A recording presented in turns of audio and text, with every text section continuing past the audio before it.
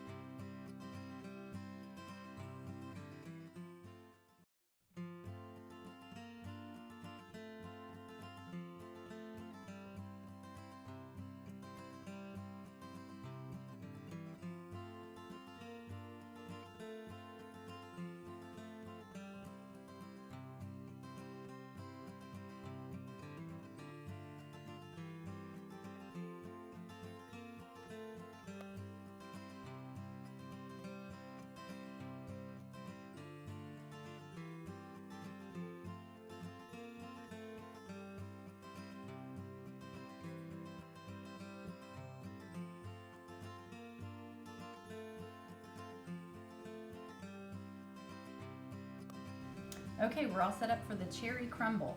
I've already got my flour, all-purpose flour, 1 1/8 cup of flour in my bowl. Everything at this point is going to be combined except for the cherries. This is going to make a crust that goes in the bottom of my pan, and then it will also, I'm going to reserve some for the topping.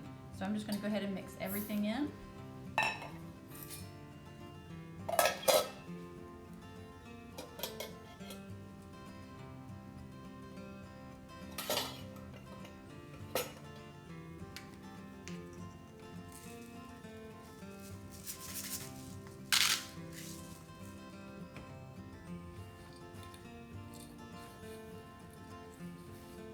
This is going to look fairly dry.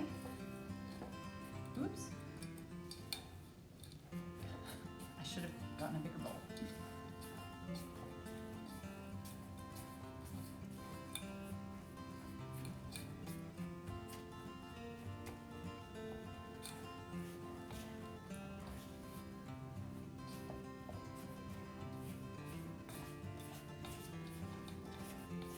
I'm using a cast iron skillet for this one. This is a 10-inch cast iron skillet, and I went ahead and put a tablespoon of butter in it, and then I put it in the oven, and then I let it melt, and then I spread it all around so that it's already greased up and ready for the dish to be baked in.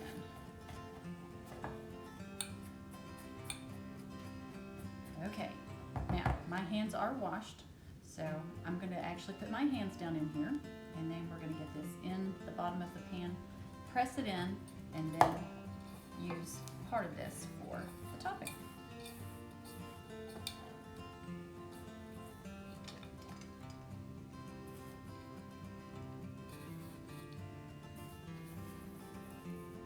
So I'm going to leave about a third of this out and ready to go on the top.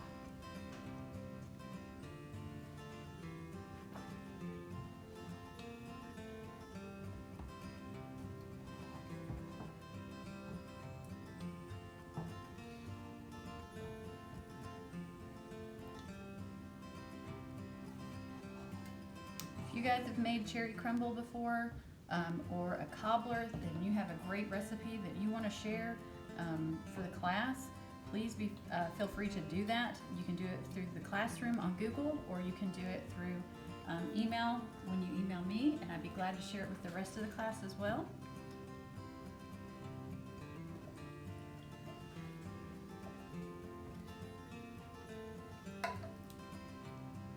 This is even better if you do make your own cherry pie filling.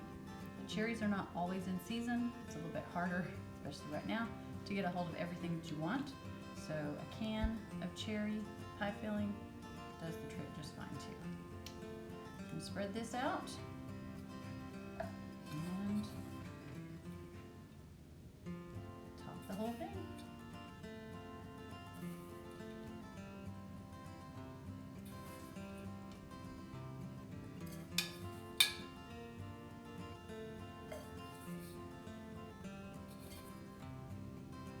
And now this dish is ready to go into the oven. No one can blame me. It's cherry. The oven's ready. Okay, our oven is now at 375 and we're ready to put both of these in the oven. So Josie's gonna take care of that, and then we're gonna set the timer for 35 minutes to make sure that the apples and cheese is ready first, and then the crumble will take just a little bit longer.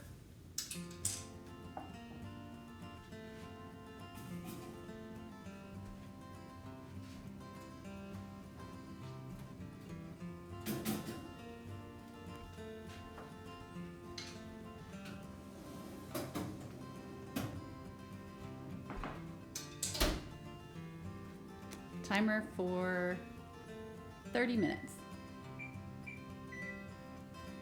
And we're good to go.